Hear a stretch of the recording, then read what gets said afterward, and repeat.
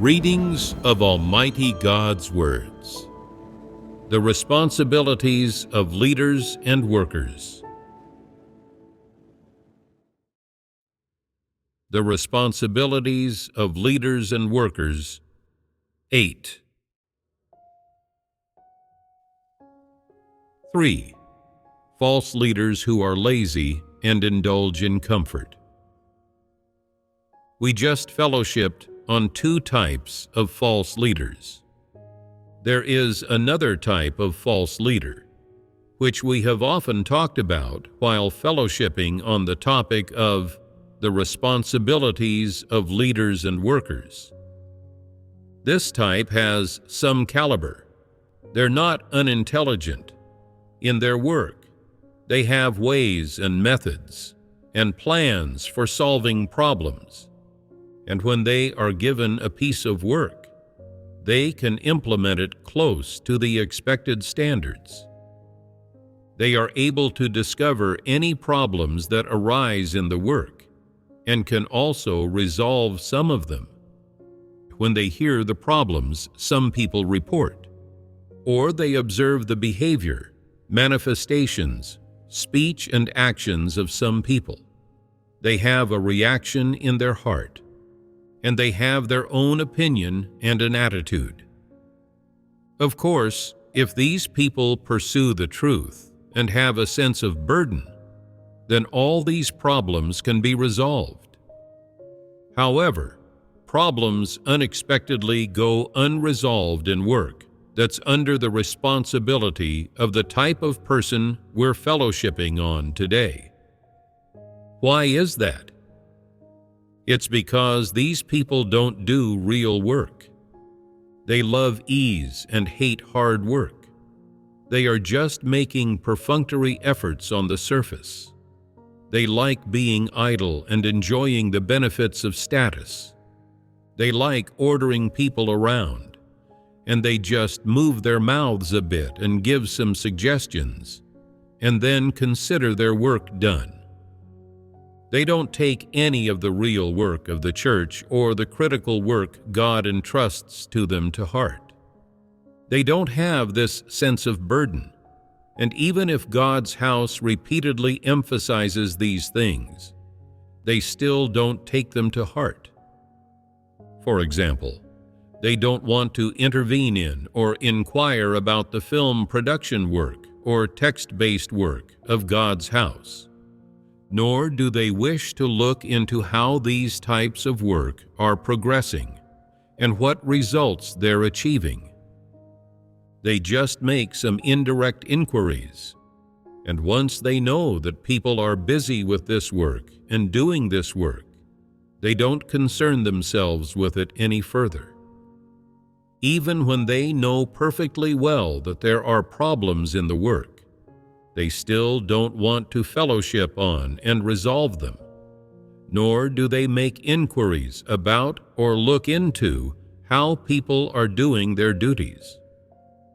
Why don't they make inquiries or look into these things?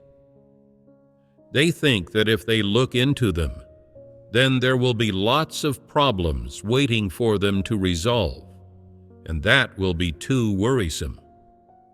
Life will be far too exhausting if they always have to be solving problems.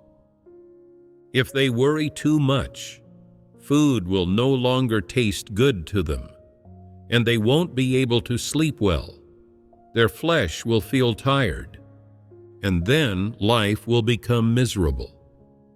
That's why when they see a problem, they evade it and ignore it if they can. What is the problem with this type of person? They're too lazy. Tell me, who has a serious problem? Lazy people or people with poor caliber? Lazy people. Why do lazy people have a serious problem? People of poor caliber cannot be leaders or workers, but they can be somewhat effective when they do a duty that is within their abilities. However, people who are lazy can't do anything. Even if they do have caliber, it has no effect.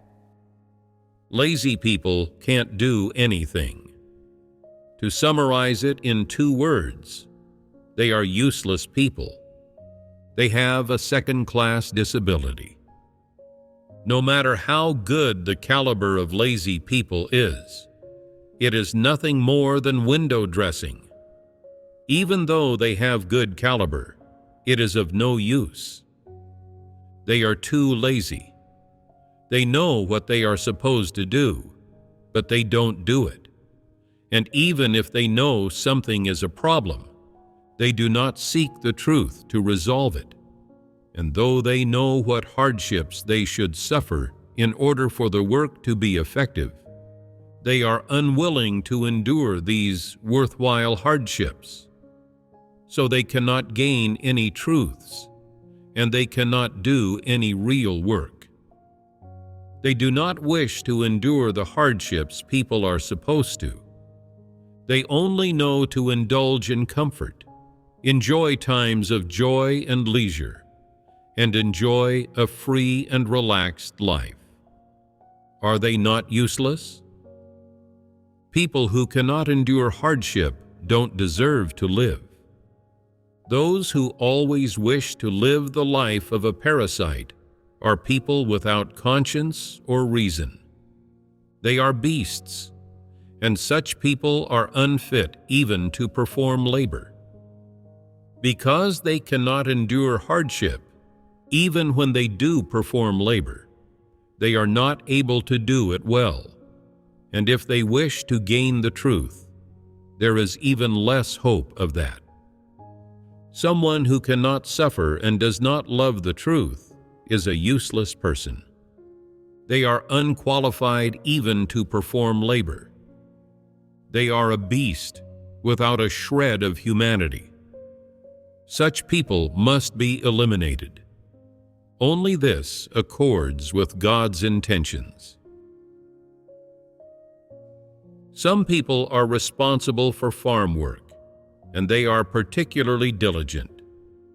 They have a plan in mind, and they know what work to do in each season.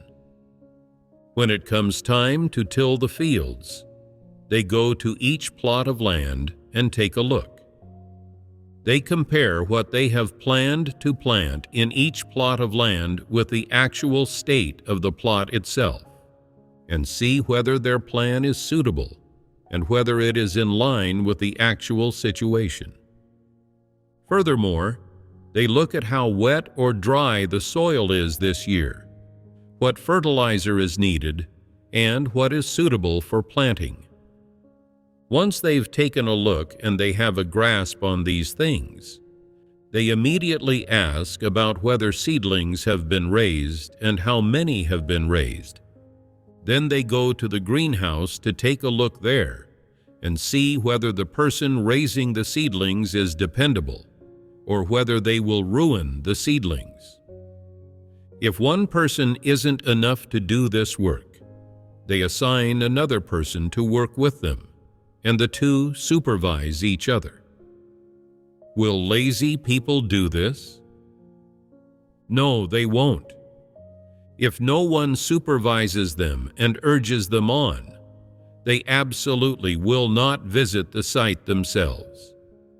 If God's house doesn't ask about the progress of a piece of work, then they absolutely will not take the initiative to inspect the real situation of that work. With people who have poor caliber, no matter what it is they are doing, they always do it themselves, but they're incapable of distinguishing what is urgent and important from what is not, and they just act blindly. Whereas these lazy people are sufficiently clever, and no matter what they are doing, they just like to move their mouths and command others to do the work. They never do anything themselves, nor can they do real work. They think, I just need to make a call or send a message to ask some questions, and that's my job done. The issue is resolved. This saves me so much trouble. Look at what my caliber as a leader is like. I can finish the job with just a few words. Isn't this also me fulfilling my responsibilities? I'm not being derelict in my duties. If the above asks me about these things, I can answer them very fluently and provide a clear explanation. What's the point in going to the worksite and taking a look? I'd have to endure hardships and suffering, and my skin would go dark from being in the sun. There's no need to go through that formality. If I can save myself some trouble, then that's what I'll do. There's no need to make things so difficult for myself. Aren't they sufficiently smart? When this type of person works, they are particularly skilled at cutting corners to achieve their goals and finding shortcuts, and they have their ways and methods. They don't do anything themselves, nor do they participate in anything. They just make calls to ask questions, going through the motions, and the minute they hang up the phone, they go to bed or get a massage and begin indulging in their flesh. This type of person really knows how to do work. They really know how to find opportunities to be idle, and they really know how to go through the motions and dupe people. What's the use of them having that bit of caliber? They're the same as those officials in the nation of the Communist Party who just drink tea and read the newspaper after they get to work and start thinking about what they will eat and where they will go to amuse themselves before work is even over for the day. Life really is good for them. This is the principle this type of false leader adheres to as well in their work. They suffer no hardship. They endure no exhaustion. And yet they still act as an official and enjoy the benefits of status. And most brothers and sisters are not able to see that this is a problem. This is how this kind of false leader works. They do no real work, and they don't go on site to follow up on and inspect the work. So, can they discover problems with the work? Pseudo-spiritual false leaders and false leaders who are of poor caliber are blind despite their eyes being wide open, and they can't see problems. So what about this sort of useless person? They say, I don't participate in real work, and I don't go on site to integrate myself with the people working there. So if problems arise, then you can't say that I'm blind despite my eyes being wide open. I haven't been on site, and I haven't seen the problems. So what's it got to do with me if problems arise? You should go find the people who are involved. Aren't these guys really cunning? They think that all they have to do is give orders and arrange people properly. That's it. And then their responsibilities have been fulfilled, and they can then enjoy their leisure and entertainment time in a brazen manner. No matter what problems there are below, they make no inquiries, and they only hurry to handle a problem if someone reports it to the above. All they focus on every day is enjoying the benefits of status, strolling leisurely around everywhere, putting on a show of inspecting the work, but they actually never go somewhere that really has a problem, and they never inspect critical work. Isn't this just like Communist Party officials only ever making surface-level efforts and just performing work that makes them look good? They make nice promises to do the work they're given, but they don't follow up on it or supervise it. And even if they do go on site, they just go through the formalities. They absolutely won't do the work themselves or resolve issues themselves. They think, there's no need for me to suffer and pay a price to do these things. It's enough that there's someone there doing them. I'm not earning any money anyway, so it's fine for me to just scrape by. Can they do their work well when they have this mindset? They have a little scheme in their minds, thinking, I'll work only as much as the food I get to eat, and I'll get through each day in a perfunctory manner. Yet they never do specific work, and they are never seen on site. So, where are they? They're enjoying themselves in a beautiful and secure place where they can eat, drink, and sleep well. They're living like a prince, taking regular showers, having regular massages, and regularly changing their clothes. And they're not enduring any suffering at all. They never reflect on what real work they can do, what real problems they can resolve, what contributions they have made to the work of God's house, and how they are qualified to enjoy all these nice things. They never consider any of this. What sorts of things are these people? These wretches have no self-awareness.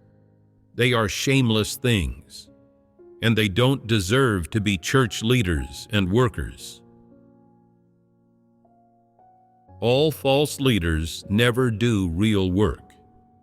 They act like their leadership role is some official position, enjoying the benefits of status, and they treat the duty they ought to perform and the work they ought to do as a leader like an encumbrance, like a nuisance.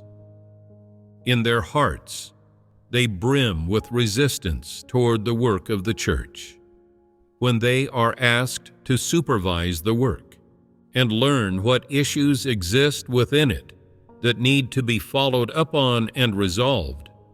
They are full of reluctance. This is the work that leaders and workers are supposed to do. This is their job, but they don't do it, and they are unwilling to do it. So why do they still want to be leaders and workers? Do they do their duty in order to be considerate of God's intentions, or in order to be an official and enjoy the benefits of status? If they only became a leader so that they could hold some official position, isn't that a bit shameless? These people have the lowest character. They have no dignity, and they are without shame. If they wish to enjoy fleshly comfort, they should hurry back to the world and contend, take by force, and seize as they are able, and no one will interfere with that. God's house is a place for God's chosen people to do their duties and worship Him. It is a place for people to pursue the truth and obtain salvation. It is not a place for anyone to indulge in fleshly comfort, much less a place that allows people to live like princes. False leaders know no shame. They are dead to shame, and they have no reason. No matter what specific work is assigned to them, they do not take it seriously, and they put it to the back of their minds.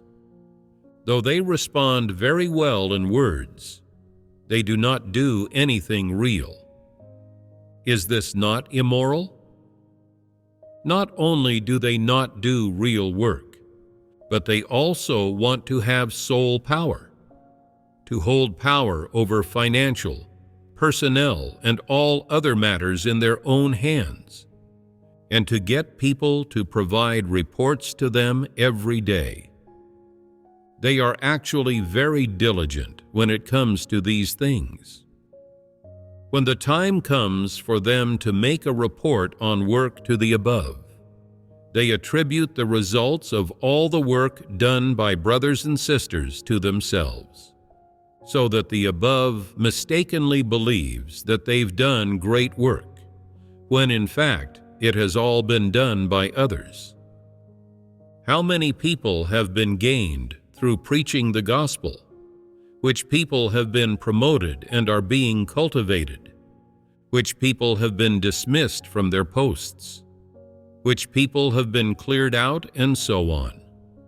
None of these specific tasks are done by them, and yet they have the nerve to report them. Aren't these people dead to shame? Aren't they engaging in deception? Such people are so deceitful and cunning. They think themselves to be smart. This is really a case of them falling victim to their own clever tricks. And in the end, they get themselves revealed and eliminated. No matter what work some people do, or what duty they perform, they are incompetent in it. They cannot shoulder it, and they are incapable of fulfilling any of the obligations or responsibilities that a person ought to. Are they not trash? Are they still worthy of being called human?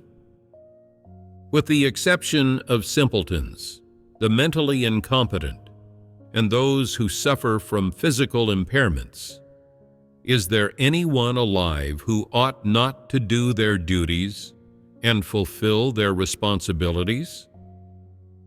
But this kind of person is always slippery and slacking off, and does not wish to fulfill their responsibilities.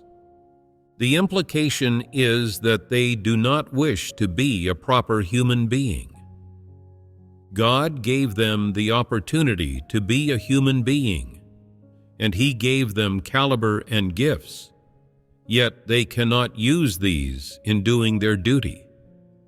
They do nothing, but wish to relish enjoyment at every turn. Is such a person fit to be called a human being? No matter what work is given to them, whether it be important or ordinary, difficult or simple, they are always perfunctory and slippery and slacking off. When problems arise, they try to push responsibility for them onto other people, taking no responsibility, and they wish to keep living their parasitic lives. Are they not useless trash? In society, who does not have to depend on themselves to make a living? Once a person becomes an adult, they must provide for themselves. Their parents have fulfilled their responsibility. Even if their parents were willing to support them, they would be uneasy with it. They ought to be able to realize that their parents have finished their mission of raising them, and that they are an able-bodied adult and should be able to live independently. Is this not the minimum reason that an adult ought to have? If someone truly has reason, they could not possibly continue mooching off their parents. They would be afraid of others' laughter, of losing face. So, does one who loves ease and hates work have reason? They always want something for nothing. They want to never fulfill any responsibility, wishing sweets would just fall from the sky and drop into their mouths. They always want to get 3 square meals a day, to have someone wait on them, and to enjoy good food and drinks without doing the slightest bit of work. Is this not the mindset of a parasite? And do people who are parasites have conscience and reason? Do they have integrity and dignity? Absolutely not. They are all freeloading good-for-nothings, all beasts without conscience or reason. None of them are fit to remain in God's house. Suppose the church arranges a job for you, and you say, "Whether the job is one that allows me to gain attention or not, since it's been given to me, I'll do it well and take on this responsibility. If I'm arranged to do hosting, I'll give my all to doing it well. I'll look after the brothers and sisters well, and do my best to ensure everyone's safety. If I'm arranged to preach the gospel, I'll equip myself with the truth and preach the gospel well with love and fulfill my duty. If I'm arranged to learn a foreign language, I'll study it wholeheartedly and work hard at it, and try to master it as quickly as possible, within a year or two, so that I can testify of God to foreigners. If I'm asked to write testimony articles, I'll conscientiously train myself to do so, view things according to the truth principles, and learn about language. Though I may not be able to write articles with beautiful prose, I'll at least be able to clearly communicate my experiential testimony, to fellowship comprehensibly about the truth, and to give true testimony for God, such that people are edified and benefited by reading my articles. Whatever job the church assigns me, I'll take it up with all my heart and strength. If there's something I don't understand or a problem comes up, I'll pray to God, seek the truth, resolve problems according to the truth principles, and do the job well. Whatever my duty, I'll use everything I have to do it well and satisfy God. For whatever I can achieve, I will do my best to shoulder the responsibility that I should bear, and at the least, I will not go against my conscience and reason, or be perfunctory, or be slippery and slack off, or indulge in the fruits of others' labor. Nothing I do will be beneath the standard of conscience. This is the minimum standard of human comportment, and one who does their duty in such a way may qualify as a person with conscience and reason. You must at least be clear of conscience in doing your duty, and you must at least be worthy of your 3 meals a day and not be freeloading. This is called having a sense of responsibility. Whether your caliber is high or low, and whether or not you understand the truth, in any case, you must have this attitude. Since this work was given to me to do, I must treat it seriously. I must make it my concern, and I must use all my heart and strength to do it well. As for whether I can do it perfectly well, I can't presume to offer a guarantee, but my attitude is that I'll do my best to perform it well, and I certainly won't be perfunctory about it. If a problem arises in work, I should take responsibility then, and ensure I draw a lesson from it and do my duty well. This is the right attitude. Do you have such an attitude? Some people say, "I don't necessarily need to do a good job on the work I'm assigned. I'll just do what I can, and the end product will be what it will be. I don't need to tire myself so much, or become racked with anxiety if I do something wrong, and I don't need to take on so much stress. What's the point of making myself so tired? After all, I'm always working, and I'm not freeloading." This kind of attitude toward one's duty is irresponsible. If I feel like working, I'll do some work. I'll just do what I can, and the end product will be what it will be. There's no need to take it so seriously. Such people do not have a responsible attitude toward their duty, and they lack a sense of responsibility. What kind of person are you? If you are the first kind of person, then you're someone with reason and humanity. If you're the second kind of person, then you're no different from the kind of false leaders I've just dissected. You're just idling your days away. I'll avoid fatigue and hardship and just enjoy myself more. Even if one day I'm dismissed, I won't have lost anything. At least I'll have enjoyed the benefits of status for a few days. It won't be a loss for me. If I'm selected as a leader, that's how I'll act. What do you think of the mindset of this kind of person? Such people are disbelievers who do not pursue the truth in the slightest. If you truly have a sense of responsibility, then it shows that you have conscience and reason.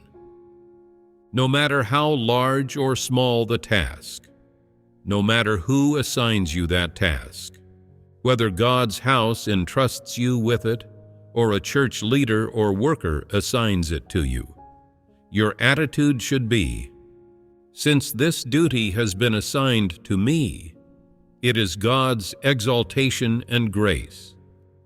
I should do it well according to the truth principles. Despite having average caliber, I'm willing to take on this responsibility and give it all I have to do it well. If I do a poor job, I should take responsibility for it. And if I do a good job, this isn't a credit to me. This is what I ought to do. Why do I say that how one treats one's duty is a matter of principle? If you really have a sense of responsibility and are a responsible person, then you will be able to shoulder the church's work and fulfill the duty you are supposed to. If you take your duty lightly, then your view on belief in God is incorrect, and your attitude toward God and your duty is problematic. Your view on doing your duty is to do it perfunctorily and to just muddle through it. And whether it's something you are willing to do or not, something you're good at or not, you always approach it with an attitude of just muddling along. So you're not suited to being a leader or worker, and you don't deserve to do church work. What's more, to put it very bluntly, people like you are good for nothings, destined to achieve nothing, and just useless people. What kind of people are useless? Muddle-headed people, people who idle their days away. People of this sort are not responsible in anything they do, nor do they take it seriously. They make a mess of everything. They do not heed your words no matter how you fellowship the truth. They think, I'll muddle along like this if I want to. Say what you want. In any case, right now, I'm doing my duty and I've got food to eat. That's good enough. At least I don't have to be a beggar. If I have nothing to eat one day, I'll think about it then. Heaven will always leave a way out for man. You say that I have no conscience or reason and that I'm muddle-headed. Well, so what? I haven't broken the law. At the very most, I'm just a little lacking in character. But that's no loss to me. So long as I have food to eat, it's fine. What do you think of this perspective? I say to you, muddle-headed people like this who idle their days away are all destined to be eliminated, and there is no way they can achieve salvation. All those who have believed in God for several years, but have never accepted any of the truth and are without experiential testimonies, will be eliminated. None will survive. Trash and good-for-nothings are all freeloaders, and they are destined to be eliminated. If leaders and workers are just freeloaders, all the more must they be dismissed and eliminated. Muddle-headed people like this still want to be leaders and workers. They are unworthy. They do not do any real work, yet they want to be leaders. They truly have no shame. After some leaders and workers get dismissed from their posts, they say, "It's great to not be a leader or worker. I don't need to be so anxious or trouble myself so much. It's wonderful to be an ordinary brother or sister. Why should I trouble myself with that? I don't possess caliber just so I can exhaust myself." Someone else says to them, "What will you do now that you're not a leader or worker?" They reply, "I'm fine with doing anything, so long as it's not too tiring and it doesn't take a lot of effort. Something that involves walking and looking around, or sitting and talking, or looking at the computer, and doesn't require very long hours or physical suffering would be fine." What kind of talk is this? If you discover that the leader or worker you selected is this kind of thing, how will you feel in your heart? Won't you feel very regretful? So, will you have any thoughts on this? You'll say, "Originally, I saw that you had a bit of caliber, and I wanted to promote and cultivate you, and give you a chance, so that you could understand some more truths. I never imagined you were less than nothing. I regret that I regarded you as a human being back then. I never imagined that you weren't one after all. You are even lower than a pig or a dog. You're trash.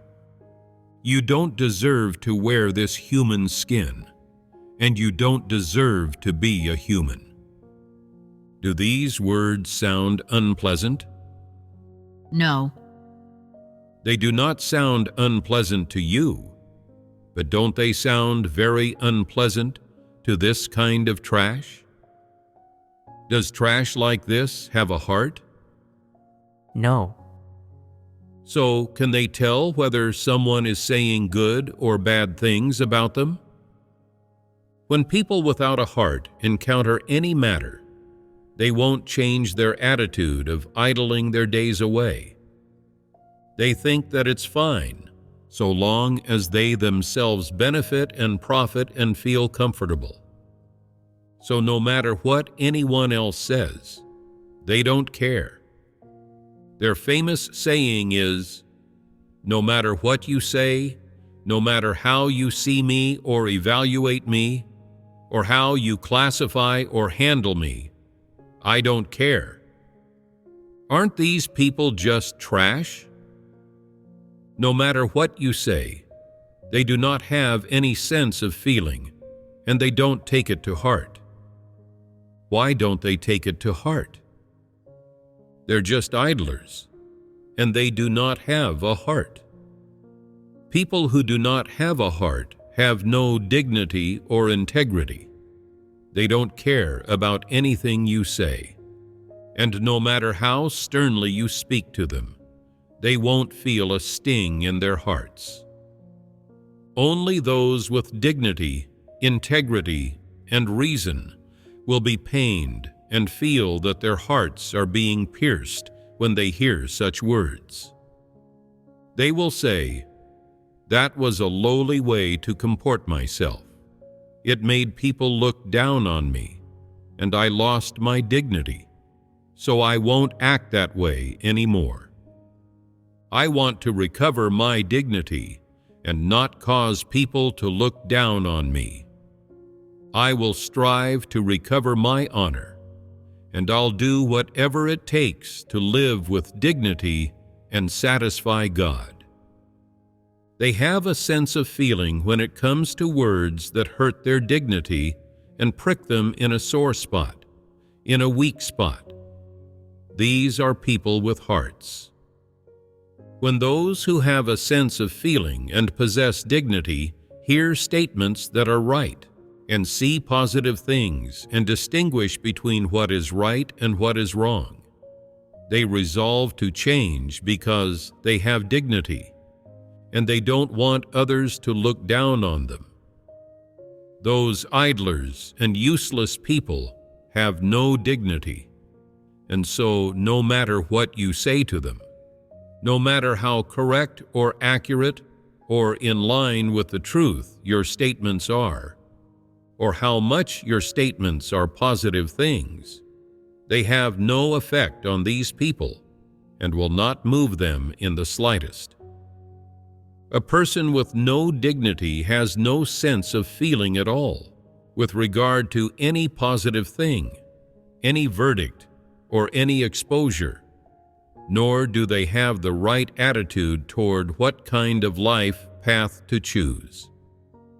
That's why, no matter what you say to them, no matter how you expose or characterize them, they absolutely refuse to accept it, and they don't care. So, is there any use preaching the truth and giving sermons to such people? Is there any use pruning them? Is there any use judging and chastising them? No. Such people are just useless. They muddle through their days, and they belong to the category of beasts. To be precise, they're not human. They don't deserve to hear God's words. If these good-for-nothings, parasites, become church leaders, can they discover the problems that are present in the church? Can they resolve issues? Certainly not. If God's chosen people raise an issue, can they resolve it? They certainly can't resolve it either. They're incapable of resolving any issue, so how can they do the work of a leader? That would be unthinkable. As leaders and workers, people must, at the very least, be able to resolve problems that are present in the church work, and problems that exist with the life entry of God's chosen people. If they train for a time and come to have some experience, and they can also fellowship on some truths and talk about some experiential testimony, then they can gradually become competent in the work of a leader. If they're not capable of discovering or resolving any problems, then there is no way they can do the work of a leader. They are then false leaders, and they should be dismissed, and new leaders should be elected.